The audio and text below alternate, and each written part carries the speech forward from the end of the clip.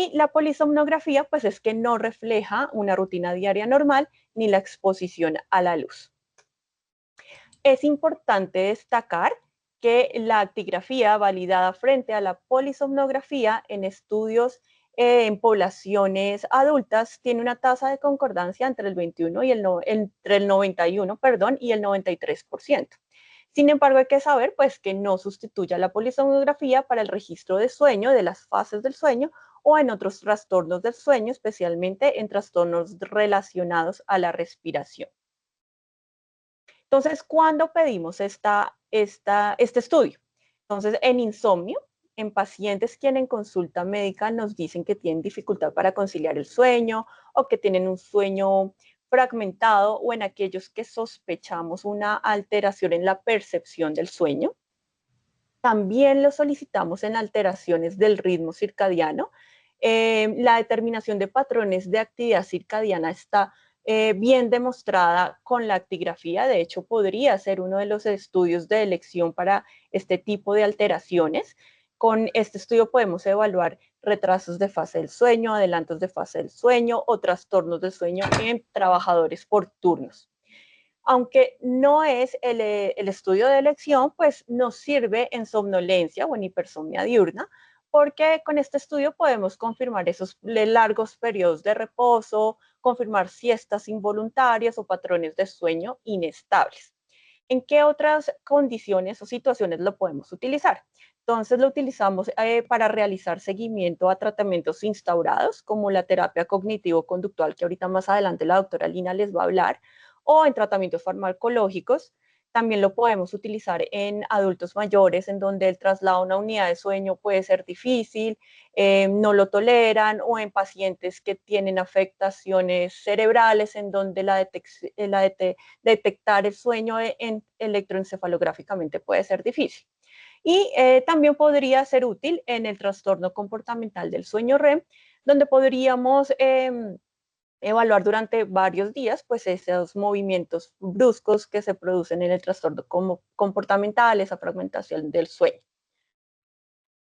Aquí les muestro cómo es la arquitectura del actígrafo. Entonces es como un reloj, como les dije anteriormente, cuenta con un sensor de luz, captura la luz blanca y sus espectros rojo, verde y azul, es sensible a longitudes de onda entre 400 a 700 nanómetros, lo que hace que detecte la luz azul, que tiene un espectro de onda entre 450 a 495 nanómetros, y esto es importante clínicamente porque la luz azul activa las células de la retina de la melanopsina, inhibiendo la melatonina, que es la hormona que nos ayuda a preparar el sueño, que se produce cuando llega la oscuridad.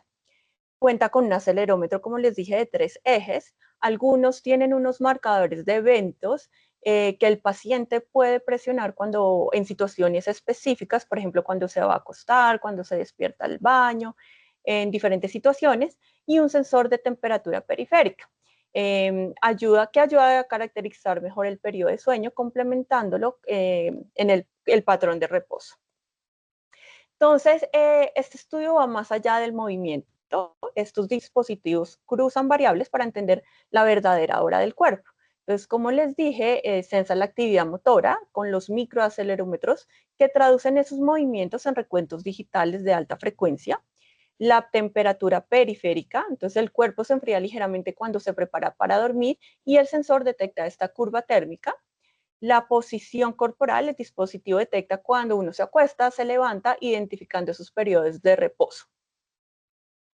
Es importante pues saber que hay un protocolo de aplicación a todos nuestros pacientes. Antes de entregarles el actígrafo, pues les hacemos una historia clínica, un cuestionario con datos importantes que son para nosotros y procedemos a entregar el actígrafo explicando que normalmente lo colocamos en la muñeca del brazo no dominante para evitar algunos artefactos y mayor comodidad para el paciente. Sin embargo, se puede utilizar en cualquiera de las dos muñecas o se pueden alternar un día en una y un día en la otra.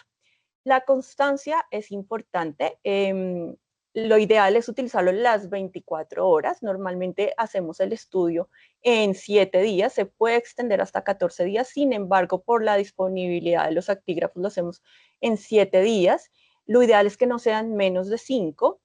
Debe ser todo el tiempo utilizando el actígrafo, menos a la hora de bañarse. Si el paciente hace actividades como natación, pues se lo debe retirar. Lo ideal es que esté menos de 1 hora sin el dispositivo. Y es supremamente importante recomendarle que no cubra el actígrafo con la manga de la ropa. No se debe bloquear la luz para que haya una mayor captación de luz y sea pues mucho mejor. Entonces, ¿qué datos buscamos con este estudio? Lo que vamos a ver es el tiempo total de sueño, lo que vamos a evaluar, cuánto dormí realmente en toda la noche, eso significa el tiempo total de sueño, las latencias de inicio de sueño, cuánto me demoré en quedarme dormido desde que me acuesto y apago las luces, la vigilia intrasueño, cuánto tiempo estuve despierto después de que me dormí y luego me desperté, cuánto tiempo pasó, y la eficiencia del sueño es qué porcentaje estuve dormido. Entonces, de ese tiempo que estuve en cama, cuánto tiempo dormí realmente. Entonces, aquí les traigo unas imágenes de cómo nosotros vemos la actigrafía. Entonces, cuando descargamos toda la información, tenemos un montón de números, de gráficas.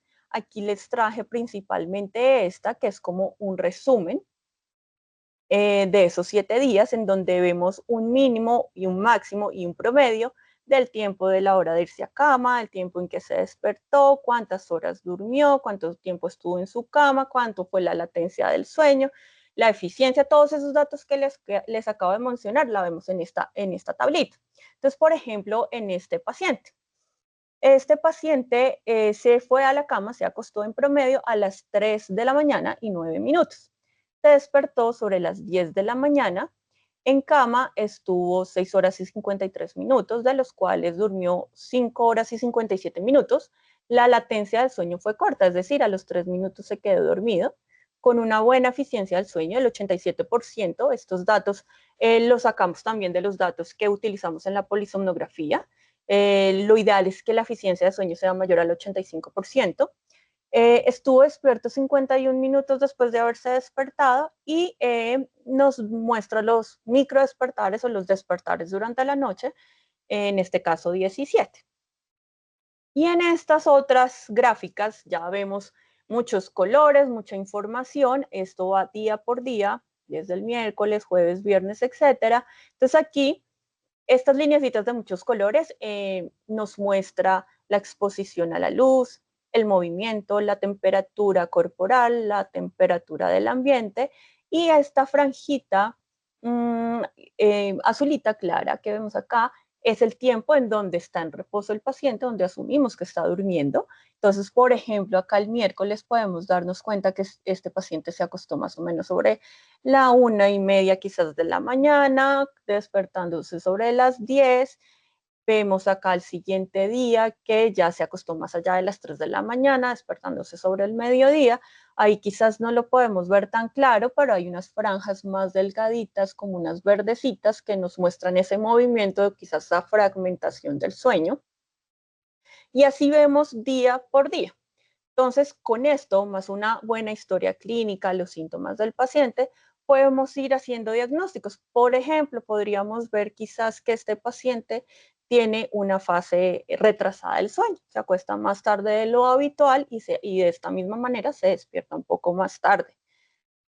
En este otro paciente, entonces vemos algo diferente. Este paciente se acuesta en promedio a las 7:30 de la noche, se despierta por el contrario a las 3 y 4 de la mañana con una buena eficiencia del sueño. Estuvo en cama 7 horas y 34 minutos, de los cuales durmió 7 horas y 16. Una latencia de sueño muy corta, al minuto ya estaba dormida. Y si nos vamos acá a esta gráfica, pues vemos el tiempo prolongado de reposo, ¿no? Por ejemplo, este domingo, mucho tiempo en cama, mucho tiempo inactivo, con horarios muy tempranos de acostarse. Entonces, junto con los datos que nos aporta en la consulta médica, podemos hacer un diagnóstico de esta paciente. Por el contrario al anterior, pues podríamos hablar quizás de una fase adelantada del sueño. Se acuesta mucho más temprano y asimismo se despierta en la madrugada. Entonces, el informe que nosotros pues realizamos y que entregamos al paciente debe ir con un motivo clínico, una sospecha diagnóstica inicial, especificaciones técnicas del equipo, del software, el periodo de registrado. Entonces, lo que les decía, en promedio 7 días es lo que hacemos. Los parámetros extraídos, que son aquellos de los que ya les hablé, el tiempo total del sueño, la latencia, la eficiencia del sueño, la interpretación clínica y por último las recomendaciones. Entonces el tratamiento que debemos instaurar, el seguimiento con terapia cognitivo-conductual, ajustar turnos, etc. Este cuadrito lo traje porque muchos pacientes en la consulta tienen la duda sobre el uso de estos dispositivos que tenemos hoy en la actualidad, como el anillo o los relojes inteligentes. Entonces, algunos me preguntan qué tan efectivos son, si esto puede reemplazar la actigrafía, y pues realmente pues tenemos que aceptar que la tecnología ha evolucionado, que cada vez contamos con más dispositivos, muchos más precisos, que también nos monitorean muchísimos patrones en nuestro cuerpo, pero quería decirles que la actigrafía sigue siendo ese estudio que está estandarizado, que tiene una reproducibilidad, que está validado clínicamente, pues que también lo utilizamos en investigación. Si bien los otros dispositivos como el anillo y el reloj, pues tienen multisensores también, fotoplestimógrafos, que nos detectan la frecuencia cardíaca, la saturación de oxígeno, incluso pues la parte del sueño, y nos sirven bastante. Sin embargo, pues la actigrafía sigue siendo como de elección, tiene una alta sensibilidad, una baja especificidad, pero es muy buena cuando estamos sospechando alteraciones del ritmo circadiano y del insomnio. En conclusión, pues la actigrafía nos ayuda a seguir en largos periodos de tiempo el sueño del paciente, a evaluar el registro en el entorno real del paciente. Es un equipo que es cómodo, es pequeño, es portátil, que podemos utilizarlo para monitorear las intervenciones que adoptamos, que permite la detección de una curva de temperatura periférica y que contrasta la impresión subjetiva del paciente, que tiene limitaciones, sí, como subestimar el tiempo total del sueño y la latencia del sueño. Entonces, pues esto era lo que les quería contar, que tenemos este estudio a la disposición de nuestros pacientes y que aunque la actigrafía mide el sueño, pues realmente es el médico y todos los profesionales de la salud en la consulta quien interpreta al paciente, y pues con todos estos datos podemos ayudarles a dar un diagnóstico y un tratamiento. Muchísimas gracias. Muy amable, doctora María Jimena. Excelente presentación. Muchas gracias. Muchas gracias. Esperamos al final hacer algunas preguntas. A continuación, la doctora Lina Blanco va a acompañarnos en este webinar con su presentación. La doctora Lina Blanco es psicóloga, también tiene un magíster en psicología clínica, y la doctora Lina Blanco es especialista en terapia cognitivo-comportamental para manejo del insomnio. Bienvenida, doctora Lina, si es tan amable, comparte su presentación. Sí. Listo. Buenas noches a todos. Entonces, en este momento yo les voy a contar acerca un poco, como decía la doctora María Jimena, esto es un tratamiento para el insomnio. Entonces, tenemos aquí la terapia cognitivo-comportamental para trastornos. Doctora Lina, qué pena con usted. ¿La puede poner en presentación grande para que la veamos? O sea, que se vea toda la presentación. Sí, Porque estamos viendo al lado izquierdo. Un segundo, Doc, ya. Se puede poner en presentación y ahí se ve bien.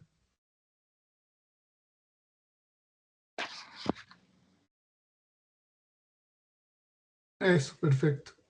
Muchas gracias. Listo. Listo. Entonces, retomando, pues como decía la doctora María Jimena, nosotros trabajamos una terapia cognitivo-comportamental como base para tratamiento del insomnio. Entonces, si quieres, Daniel, sigues, por favor.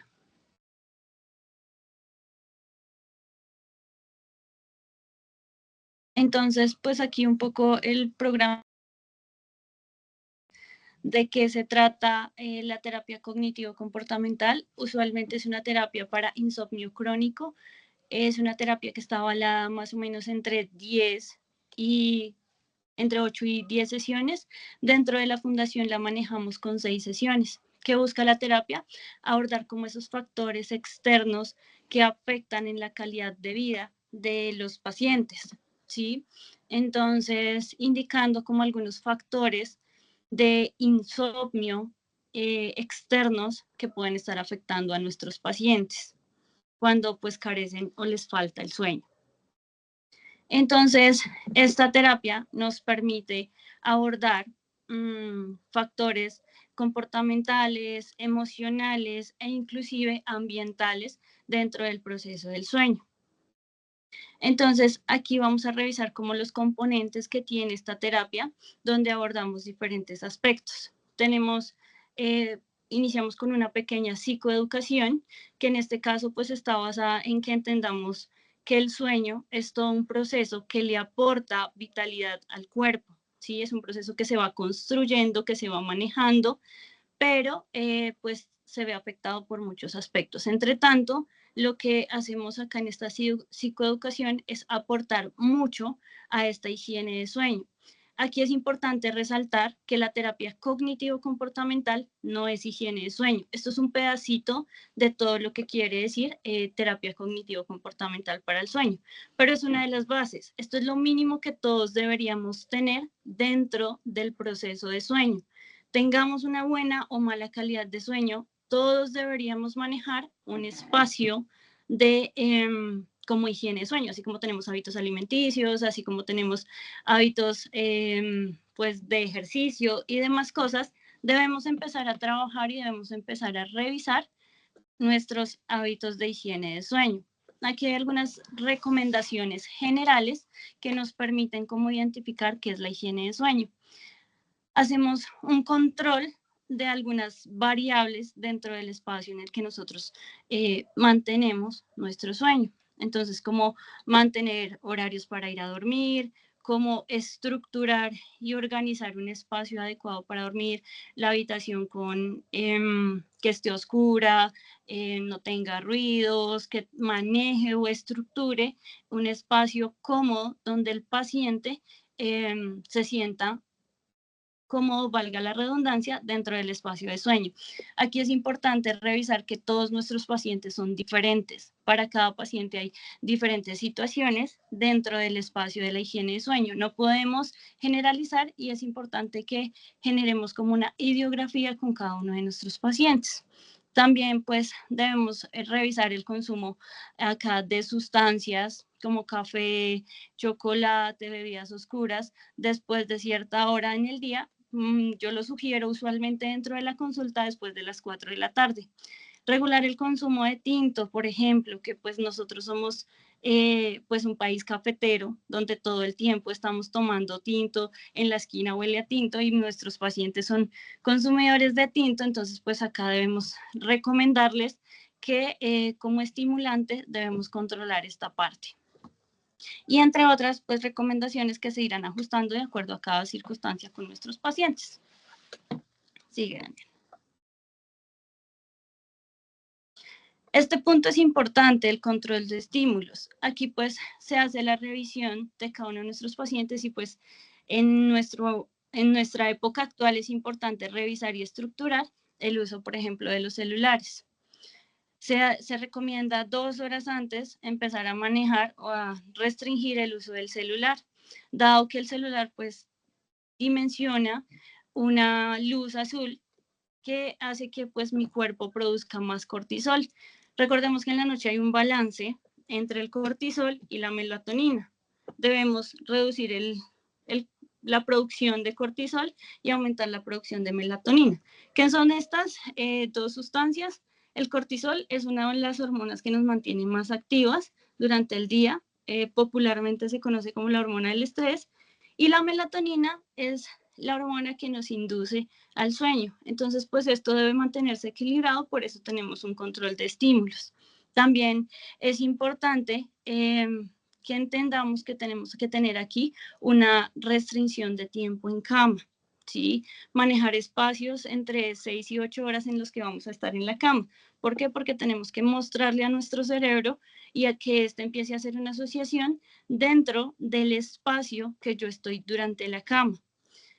Porque mi cuerpo llega a un espacio, un momento en el que se cansa, se fastidia de estar en la cama y por eso empezamos a dar vueltas todo el tiempo en la cama. No nos ajustamos, nos queremos parar, nos acostamos, no nos hallamos en la cama. Entonces es importante que revisemos cuánto tiempo estamos en la cama. Ahorita la doctora María Jimena, dentro de su actigrafía, mostraba cómo uno de los pacientes estaba más de 8 horas en cama. Entonces esto también va afectando esas circunstancias dentro del espacio de nuestro sueño.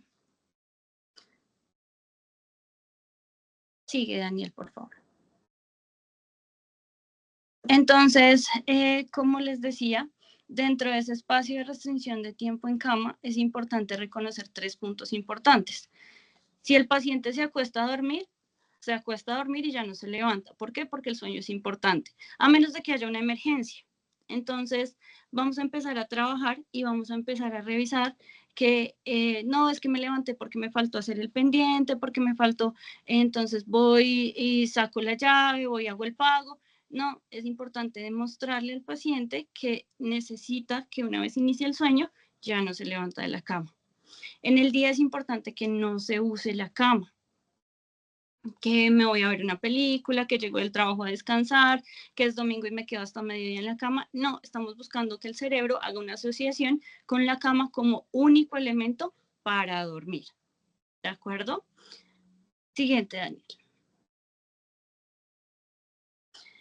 Este punto es el complementario del cierre de la terapia cognitivo-comportamental, porque aquí nos brinda un espacio importante que es lo más difícil o que es lo que más cuesta dentro de la terapia, porque los demás elementos que yo mencionaba allí eran muy mediadores y muy de crear hábitos, muy de lo intento, muy de disciplina, ¿sí?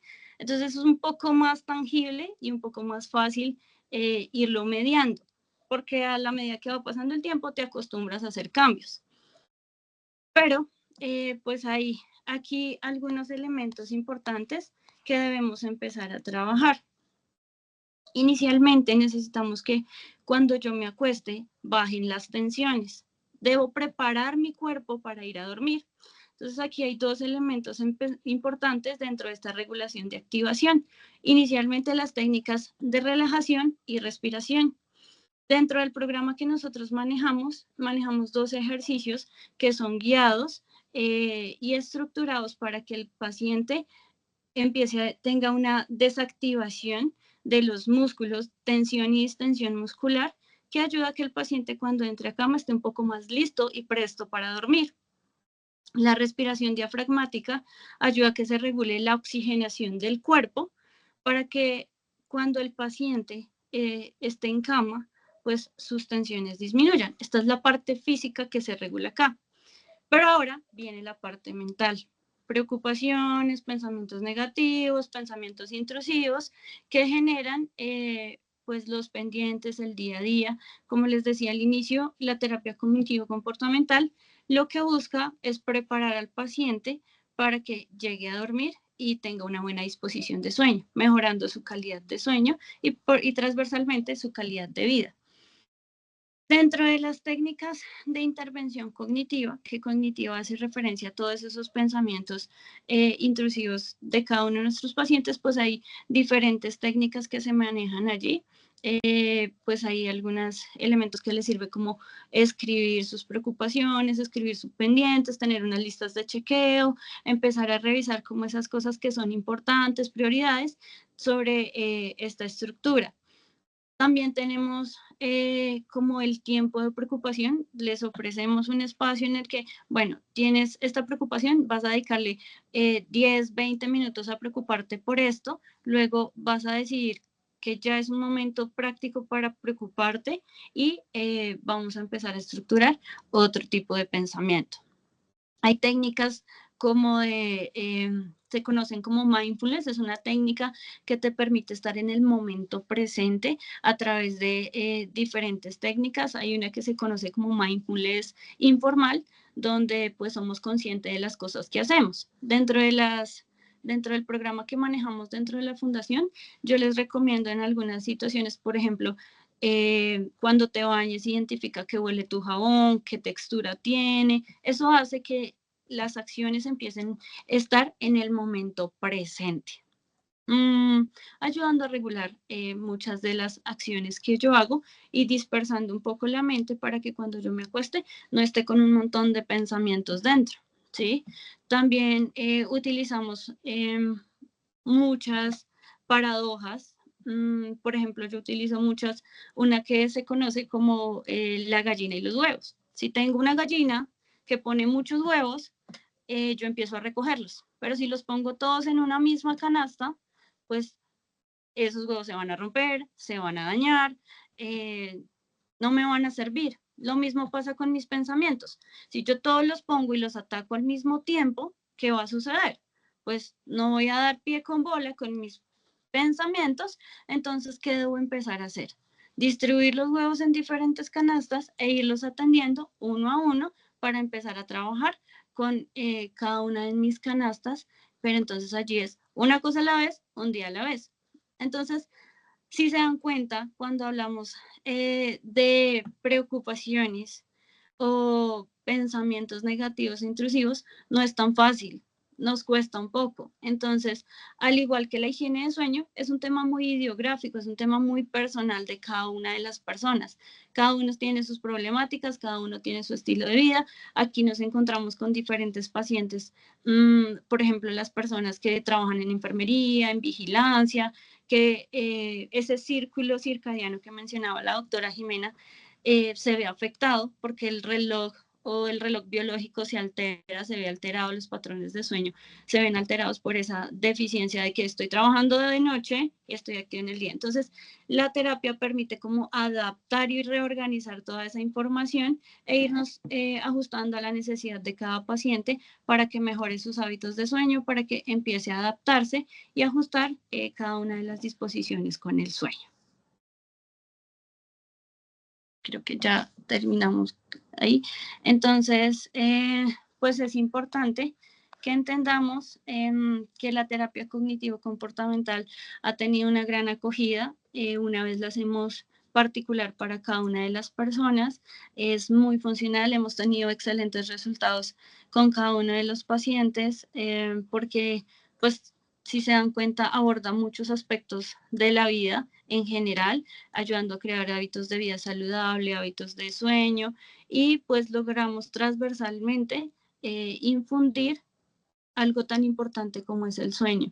Aquí es importante resaltarles a ustedes como pacientes que el sueño es vital, aporta biológica, emocional, físicamente a todo el espacio de calidad de vida. Entonces, eso era un poco lo que a grosso modo aborda la terapia cognitivo-comportamental. Es importante entender que cada paciente es importante, que cada paciente es diferente y que las circunstancias que se van presentando depende de cada uno de ellos. Bueno, muy bien, doctora Lina. Muchas gracias por su excelente presentación y a continuación vamos a presentar nuestra última conferencia de esta noche, celebrando el Día Mundial del Sueño con la doctora Nora Medina, quien es fonoaudióloga y hace un tipo de terapia muy especial para nuestros pacientes, principalmente con apnea del sueño de la Fundación Sueño Vigilia Colombiana. Bienvenida, doctora Nora. Si es tan amable, coloca su presentación y abre su micrófono. Buenas noches para todos. Buenas noches para nuestros queridos pacientes. Mi nombre es Nora Medina, yo soy fonoaudióloga de la Fundación. Ya llevo 3 añitos largos trabajando con la Fundación. Mi presentación es la terapia miofuncional para rehabilitación de apnea de sueño. Entonces, esta terapia miofuncional aplicada a la apnea obstructiva de sueño, enfocándonos en fundamentos fisiológicos y ejercicios y evidencia científica. que es lo que les voy a hablar durante esta noche. Vamos a hacer la definición de la apnea obstructiva de sueño. Ocurre cuando, siguiente, por favor, positiva, es. Entonces, la apnea obstructiva de sueño se da cuando ocurre cuando la musculatura de la vía aérea superior pierde tono durante el sueño, generando un colapso y una obstrucción del flujo aéreo. En la primera diapositiva podemos ver que la vía está permeable, que todos los músculos están sin pérdida de tono y sin movilidad. En la segunda figura podemos observar cuando se presenta el descenso del velo del paladar en la parte posterior, hay insuficiencias velopalatinas, la lengua se va hacia atrás con la mandíbula generando la obstrucción de la vía aérea superior. Además se asocia a complicaciones también esta apnea obstructiva de sueño, a complicaciones cardiovasculares, metabólicas y al deterioro cognitivo. La vía aérea no es rígida, es una estructura muscular colapsable. Entonces, nosotros lo que tenemos que hacer es hacer mucho ejercicio a nivel muscular para que esta vía aérea superior no se colapse. La apnea obstructiva también se impacta no solamente en la calidad del sueño, sino en la vida, aumentando el riesgo de accidentes y disminución del rendimiento laboral. Por eso el tratamiento no solo busca mejorar el sueño, sino prevenir estas complicaciones. El tratamiento estándar que se presenta para la apnea de sueño es el CPAP, que mantiene la vía aérea mediante la presión positiva continua. Aunque es altamente efectiva, presenta baja adherencia debido a que es incómodo para nuestros pacientes. Aquí sí surge entonces alternativas como lo es la terapia miofuncional orofacial. Entonces, ¿qué es la terapia miofuncional orofacial? Es un programa de reeducación muscular que fortalece los músculos de la vía aérea superior. Su objetivo principal es disminuir la colapsabilidad y la obstrucción de la vía aérea durante el sueño. Se plantea como una alternativa o una terapia complementaria en pacientes con baja adherencia al CPAP. La apnea del sueño incluye disminución del tono muscular faríngeo.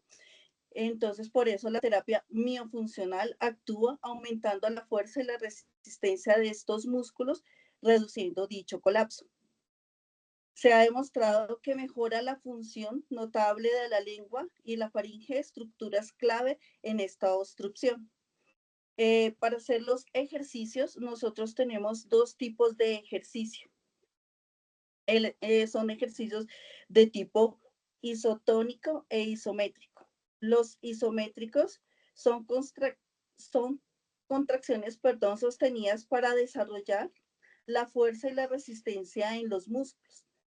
La clave es mantener, por ejemplo, la lengua contra el paladar, sostenida para desarrollar por la fuerza. Los ejercicios también que podemos hacer durante nuestras sesiones son ejercicios de tipo isotónico, que son movimientos repetitivos para optimizar la movilidad y la flexibilidad. Un ejercicio básico es, por ejemplo, el chasquido, que nos aumenta la movilidad y la flexibilidad de los músculos. Bueno, nosotros hacemos la reeducación a nivel muscular en 4 zonas pertinentes. La primera zona, que es la zona de la lengua, la zona del paladar blando, la musculatura facial y las funciones estomatognáticas. Es importante la lengua dentro del proceso porque ella es la que es el músculo principal que bloquea la vía aérea superior al caer hacia la parte de atrás. El paladar blando reduce el ronquido o aumenta cuando hay descenso ese ronquido vibratorio. La musculatura facial garantiza el sellado labial indispensable para la respiración a nivel nasal. Las funciones estomatognáticas reducen es la reeducación de la respiración y vamos a trabajar también la parte de la deglución. En algunos de los pacientes también llegan no solamente para hacer la rehabilitación de tipo de apnea de sueño, sino algunos pacientes llegan con algunas alteraciones a nivel de la deglución.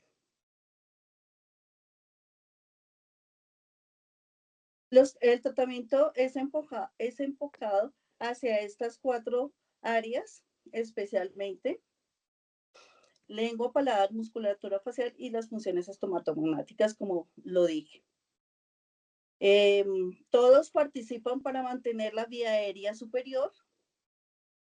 Hay unos ejercicios importantes que nosotros realizamos para el fortalecimiento lingual, la movilidad lingual y ejercicios del paladar, ejercicios de selle labial y mejillas, entrenamiento respiratorio. Que este entrenamiento funcional es completo para despejar la vía aérea superior.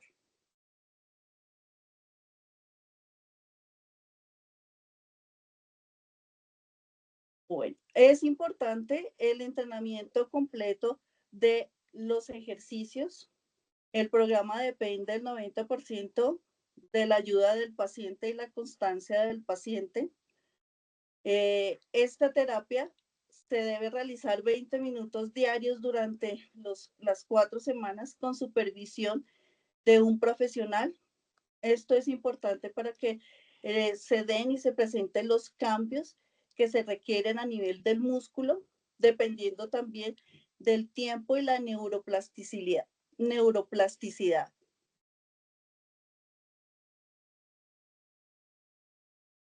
Dentro de la evidencia científica podemos notar que con la terapia miofuncional orofacial nosotros podemos contribuir en el paciente a reducir el índice de apnea y hipoapnea, a disminuir la somnolencia diurna, a mejorar la calidad de sueño y aumentar la saturación del oxígeno. También podemos mencionar la importancia de reducir el ronquido y mejorar la energía en el paciente.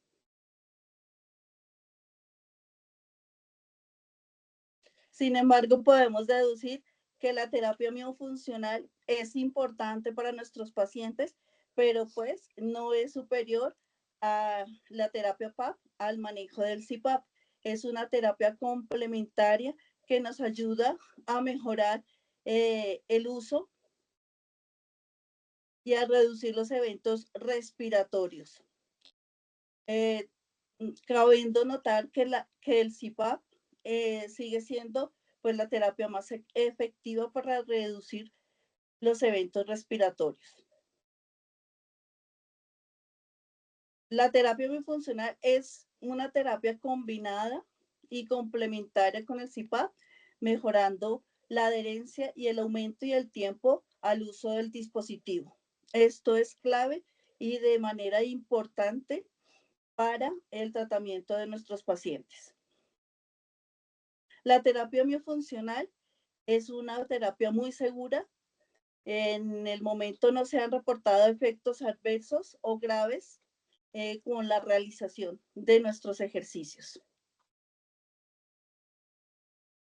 Actualmente nosotros podemos recomendar la terapia miofuncional para pacientes con apnea leve o moderada o quienes no toleran el CPAP.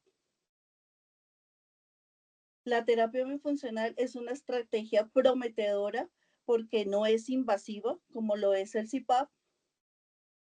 Es una terapia segura que permite mejorar síntomas, mejorar la calidad de vida, mejorar la calidad de sueño en nuestros pacientes.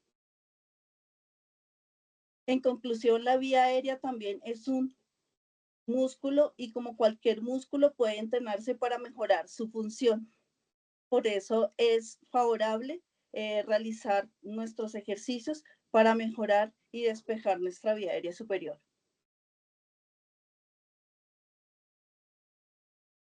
Es importante que los pacientes estén presentes dentro de su proceso. El programa depende del 90% de la rehabilitación.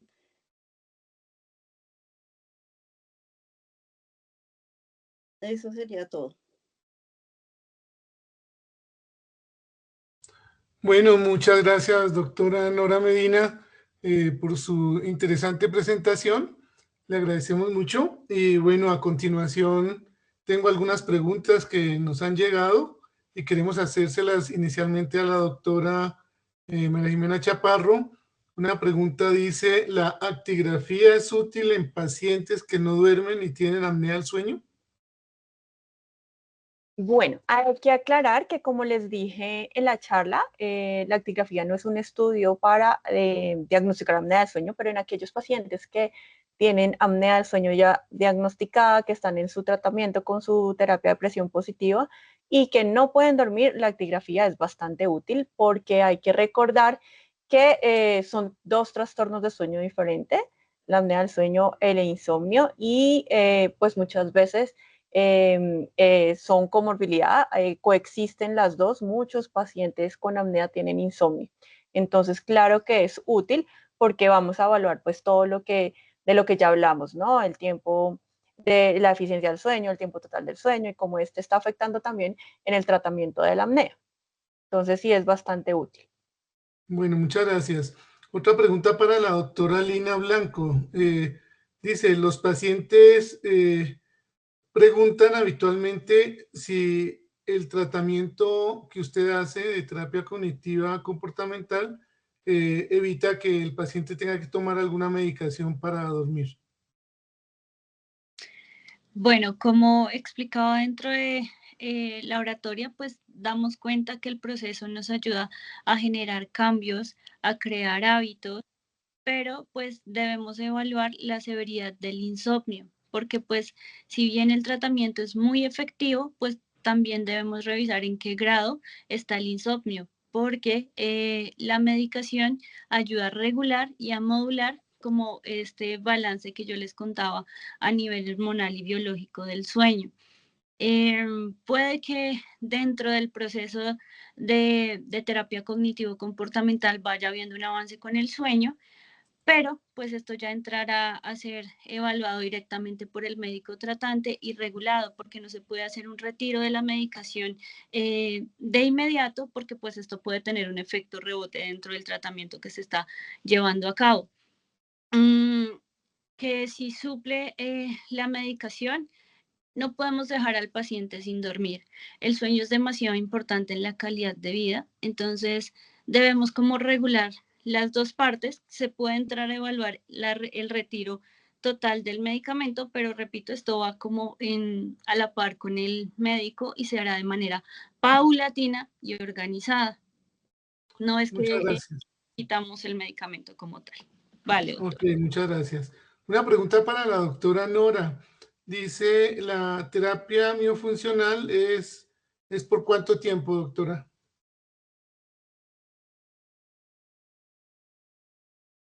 Bueno, nosotros le recomendamos la terapia miofuncional por pues toda la vida realmente, porque pues es fundamental que realmente se haga de manera repetitiva, que podamos controlar los músculos, que podamos fortalecerlos, y eso no es de un día para otro o 20 minutos, media hora, sino realmente lo que queremos es que esto sea un plan de vida para mejorar y evitar que el músculo se vaya y la lengua, que es importante que se vaya hacia atrás, obstruyendo la vía aérea superior.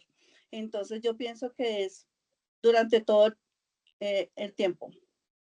Bueno, muchas gracias. Hay una pregunta en el chat que nos dice, doctora, buenas noches. ¿Es normal cuando uno usa BIPAC y el estómago amanece muy inflamado, doctora Jimena? Bueno, sí es uno de los efectos adversos cuando utilizamos las terapias de presión positiva, tanto con el CPAP como con el BiPAP.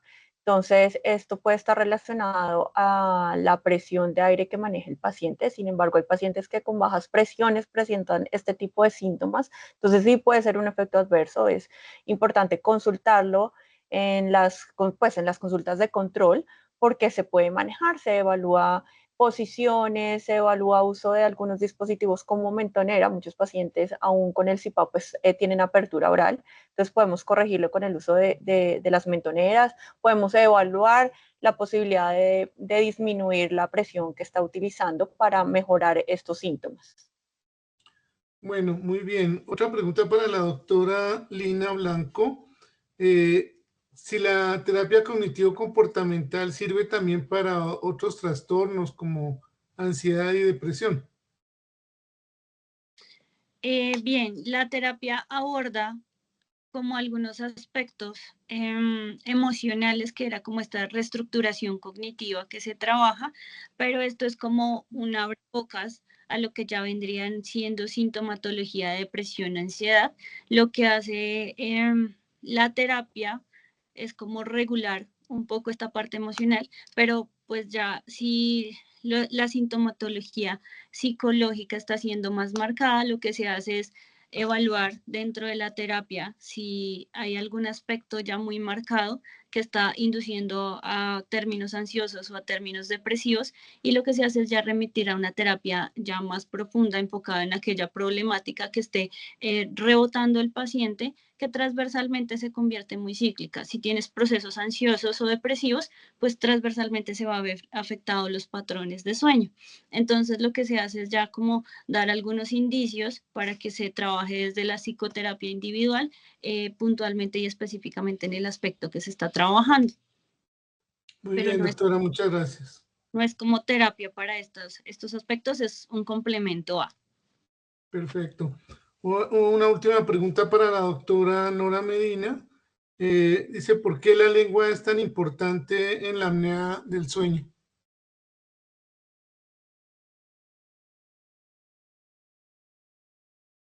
Buenas noches. La lengua es importante porque es la que ocupa mucho espacio dentro de nuestra cavidad oral.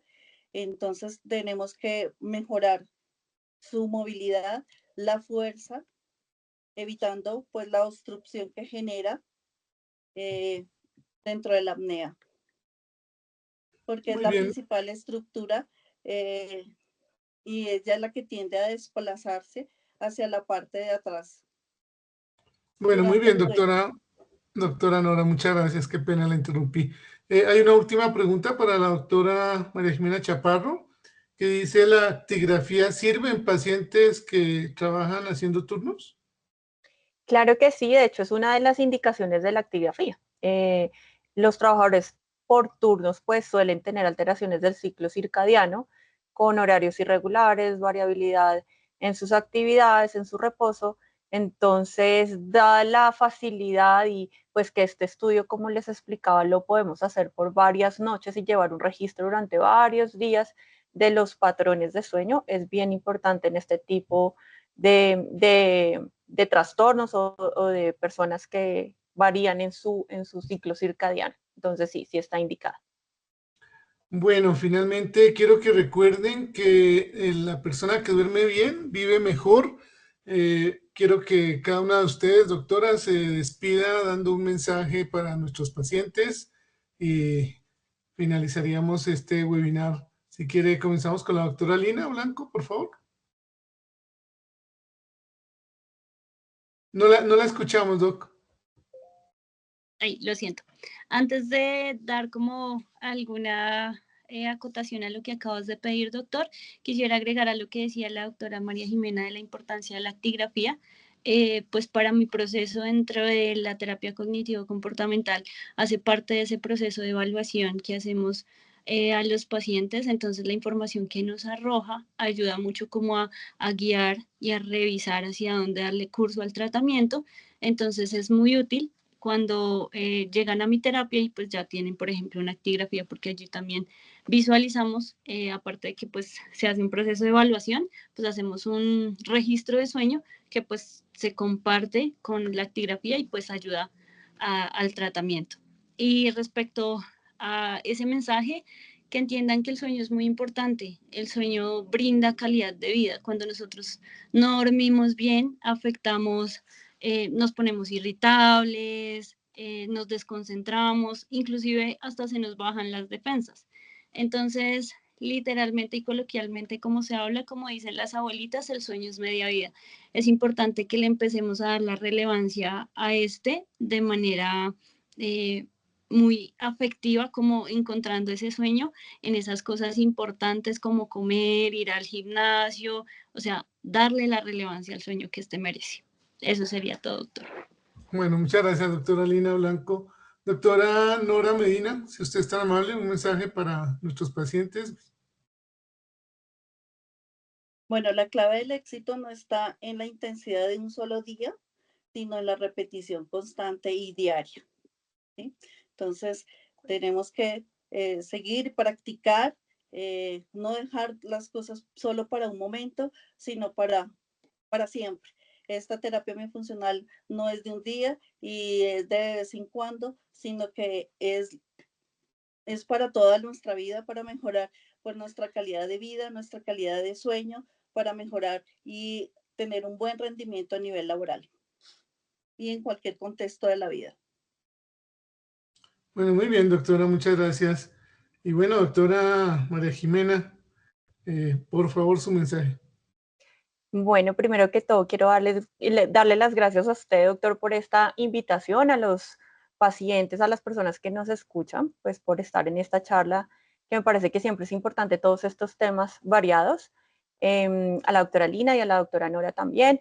Decirles que, bueno, como ya la doctora Lina dijo, el sueño pues realmente no es un lujo, es una necesidad que tenemos, que debemos cuidarlo, que trastornos del sueño existen, no solo uno, muchas personas piensan que solo es la apnea del sueño, pero realmente hay una variedad inmensa de trastornos de sueño y que muchas veces depende de nosotros mismos el cuidado que le demos a ese estado tan importante que es el sueño. A veces nos preocupamos por hacer ejercicio, quizás por comer bien, por estar delgados, por etcétera, pero nos olvidamos un poquito del sueño y realmente es el pilar fundamental de nuestra calidad de vida.